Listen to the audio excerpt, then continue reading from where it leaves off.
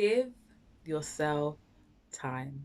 So, good morning, and today I just want to share some reflections on Genesis chapter 21.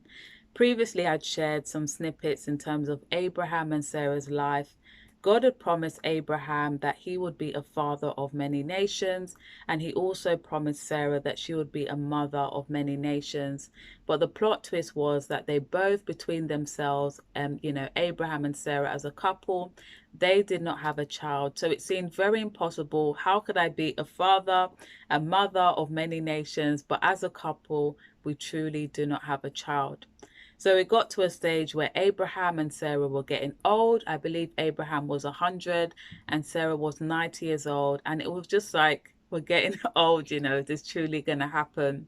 But in previous chapters, God reminded them again about, that this will surely come to pass. But both of their reactions was laughter. And I guess, because humanly, how could this happen? We're both old, Sarah is probably not even having a cycle anymore. So how can this happen?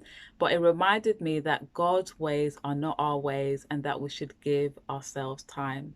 So I just want to read Genesis chapter 21, verses 1 and 2.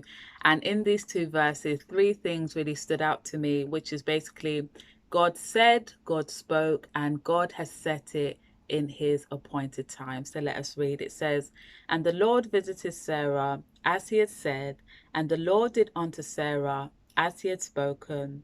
For Sarah conceived and bare Abraham a son in his old age at the set time of which God had spoken to him."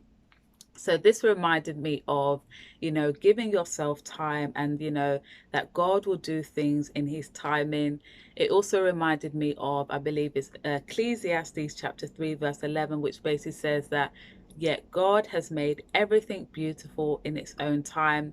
So give ourselves time. We may be thinking, at this certain age, this should happen, or I should have this, or this should happen, or I should be here by now.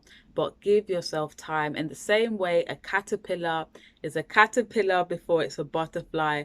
The butterfly doesn't come first, but it's a caterpillar, and then it grows and it develops, and then it blooms into be a butterfly. So as long as you're making your steps in terms of your journey, in terms of growing, developing, healing, give yourself time, and at the appointed time, God will truly fulfill his promise. So I pray you have a blessed day, and I pray that this week will be a blessing to you. So see you later.